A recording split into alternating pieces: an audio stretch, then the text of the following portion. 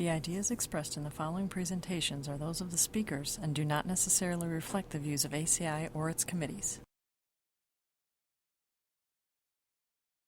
ACI web sessions are recorded at ACI conventions or other concrete industry events and will be made available for viewing free of charge for 1 week. Thereafter, they will be archived on the ACI website or added to ACI's online CEU program, depending on their content.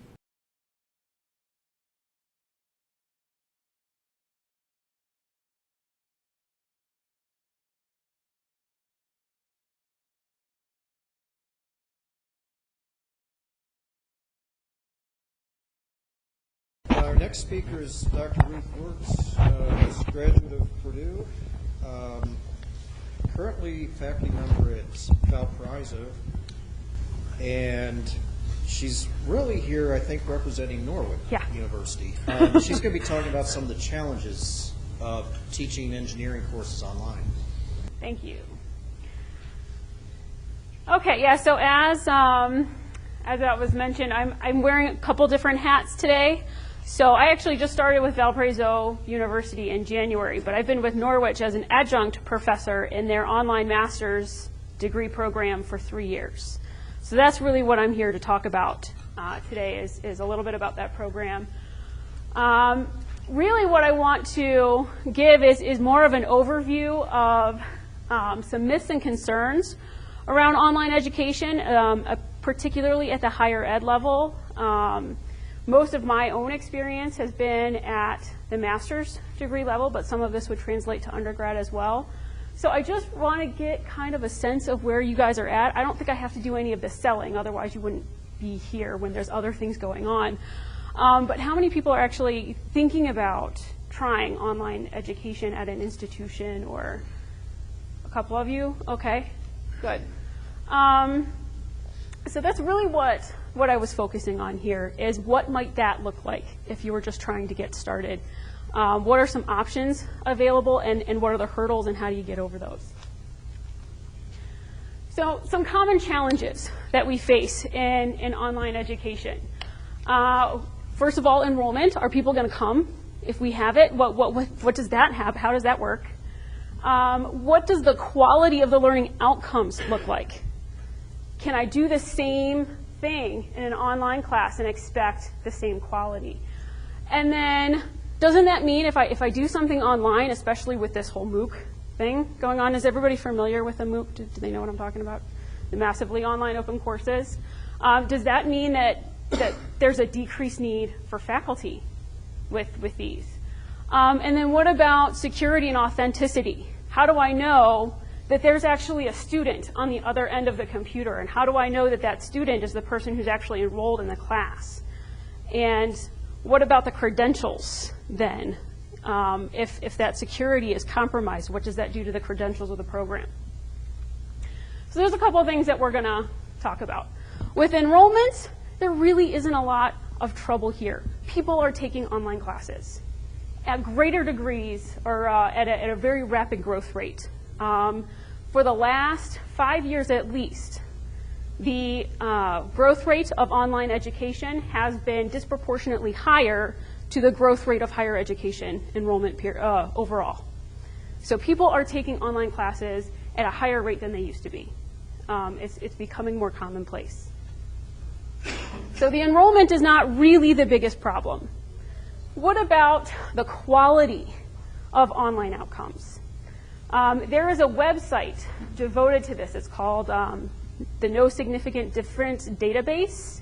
It is an entire database of about 350 peer-reviewed articles that study the effect of distance ed. This is not strictly for online learning, but any kind of distance ed application.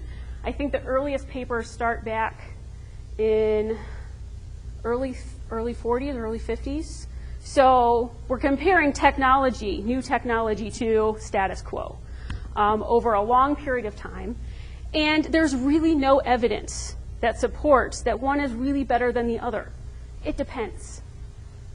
So it's all about course design and using the technology in appropriate ways. But online learning, you can get as good, if not better, than you can face-to-face. And there's plenty of evidence to support that that's possible and feasible, and it happens on a regular basis. So what about instructors? What happens to the instructors in these online education spaces? And I think what we saw from Tyler's presentation hit that nail right on the head. It depends on your audience. What are their needs? What are they looking for in an educational experience? If you do an online course for professional development to a busy professional who has approximately 2 hours a week, do you want to do a really intensive course? Probably not. If you're talking about a student just out of high school who can't, for whatever reason, go to a traditional face-to-face college and do that, they're going to need more face time. They're going to need more intensive instruction. So the role of the instructor doesn't go away. What it does is we have a broader portfolio to work with. We have different models that we can use. In some cases, we can create online courses where you have videos that one person recorded and it gets broadcast to hundreds of thousands of people, and that works. In some cases, we limit our class sizes to 20. And we have 11-week courses just like we would in a more traditional format.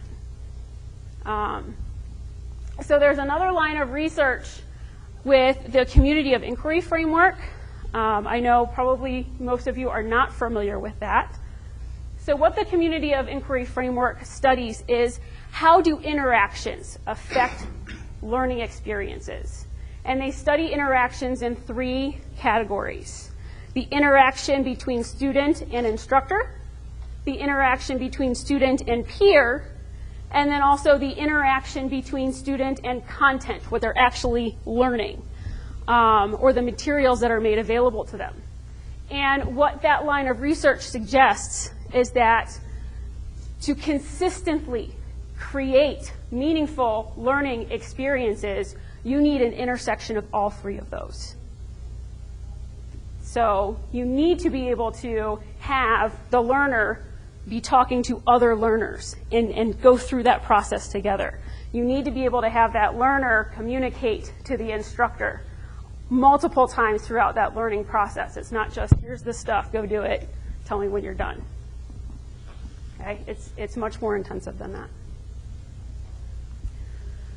And what about the security and authenticity piece? This is still a big problem in online learning, and it's not anywhere close to being solved, but there are options.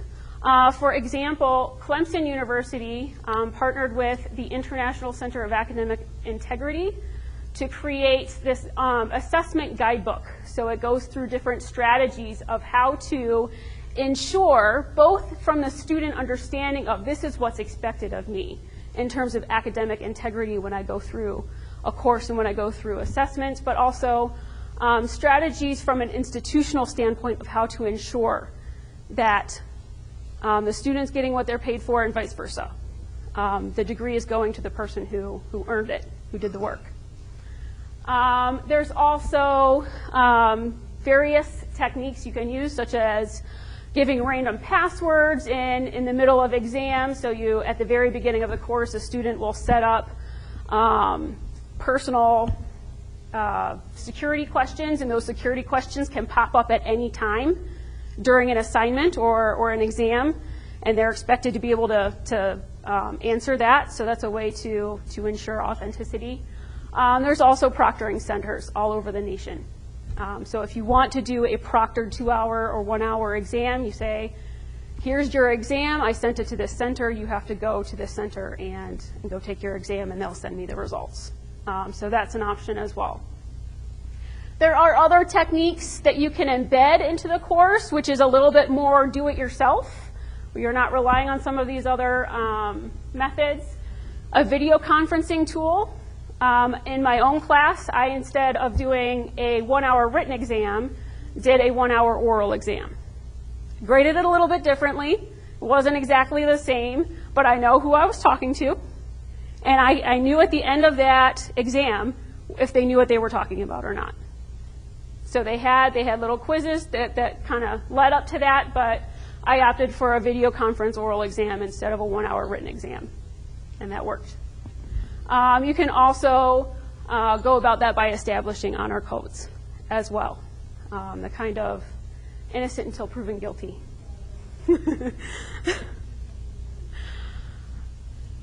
So what are some specific challenges to teaching technical content in an online format? Some of those things have to do with the fact that we're dealing with complex mathematical models, complex visual models, things that need to move in order to be able to explain it adequately. If you think about, as an instructor, how often do you go up to a board and say, and then this happens? How do you do that online? You can't. So easily, you know? You can't do those gesticulations that help explain all of those things. Another problem is communicating and engaging students in a text-based environment with all of these highly technical concepts. And the biggest problem is, what about the hands-on laboratories? So we all know from a lot of our engineering training, you can't be an engineer without getting your hands dirty at some point. You just don't get the same appreciation by watching a video of how to do, I don't know, a slump test as you get by actually doing it. There's just no replacement. So we'll talk about some strategies there. In terms of the technical content, a lot of it is about choosing the right tech. So there's different techniques you can incorporate. Video screen capture software, especially if you have those kinds of models that require a lot of visual explanation and you need to be able to point to things and show how they move or show how they interact. So the screen captures are excellent software. I put some examples there. Jing is, both of those are TechSmith, I think. But Jing is a free software. You're limited to 5 minutes. So there's a limitation there. But if you want to just kind of test it out and see how you like it, that would be a really good place to start. It's free. You can play with it, see how it works. Camtasia is kind of the grown-up version of Jing. There's some added features. There's no limitation in length. You can go as long as you want. Camtasia also does a speech-to-text feature, which if you're at a university with ADA requirements and making sure that anything that you say is also in a written format, that speech-to-text feature is very handy. Tablet PCs are becoming more ubiquitous, cheaper, easier to use. So those are instrumental in online. Being able to write naturally, it's kind of eliminating the need for those really laborious equation editors that, you know, it's just easier to just write it out as long as your handwriting is somewhat easy to decipher. Along the same lines and much cheaper is a smart pen. One example of that is a LiveScribe pen. Has anybody used a Leapfrog pen? Maybe those of us with kids might know what that is. But it's the same developer developed the LiveScribe pen and the Leapfrog pen. But it works on this little dot matrix where whatever you write on a page, you can be talking as you write. And then when a student were to look at that, they can click on a part of that paper and listen to exactly the words that you were saying. So they can skip to a figure and listen to the explanation of a figure as you annotate it. So there's a lot of application with that as well. And the Smart Pen, I think, runs about $150 now. You can get models cheaper, I think, but a little bit cheaper than going for a full-on tablet PC, if that's something you're interested in. And then as far as designing for an online environment, the actual design of the course is perhaps just as, if not more important than the tech you choose to deliver it. Considering things like, how will students be able to interact with the instructor? How often will that happen? How will the instructor be available? How will the student contact the instructor if they have questions? How often will the instructor be required to respond to those questions? These are all things to think about as you figure out what you'd like to do. And then how will students interact with each other? Is it going to be they are all put into this course? Is it self-paced, as in everybody's working on something else different at a time? Are they all moving kind of as a cohort together? Are you going to have them do discussion questions where they have to discuss things over with one another? Are they actually going to do group work? And what would that look like? And going back to that research from the community of inquiry, these are important things. Having a student isolated in an online course is not the best model. That is not the way to ensure success. Does it work sometimes? Yes. And again, it really depends on the audience. But in general, in terms of creating those really rich learning experiences, you need the intersection of the peer-to-peer contact, the peer-to-instructor contact. And then the most important questions, you know, with any kind of learning venture is, what will they be required to learn? How are we going to measure that? And what learning materials do they need to prepare? Those are probably the more basic things that you would ask in any learning environment, not just something that's online or web-based. So options for labs. There's 4 major categories that I'll talk about. A remote lab, this would be something that a student gets kind of a kit sent to their home, and it's something they get and they can do it on their own. They can maybe have a little instructions, but it's a full-blown lab done away from wherever the institution site is. Virtual labs, these are done real time, but the student can adjust laboratory equipment or manipulate laboratory equipment using virtual settings. So they can maybe log into a computer that actually exists in the lab. They're doing a real experiment, but the student and the experiment are removed from one another. So they are controlling physical lab equipment that's separated from where they are. They do get real data, though, so that's a bonus. Simulation labs, so this is where there's no actual real experiment happening, or at least not a physical experiment happening. So the whole premise is that it's simulated data. And then the last one is an intensive residency period, where you would actually have the students come to the institutional facility or wherever the lab is located and spend 2 or 3 days doing the bulk of their work. Maybe they do some pre-labs before they come, maybe they do some post-lab work when they're done, but they come for this intensive period and knock out 3 or 4 labs or more in those couple days. So what are some advantages and limitations of all of these?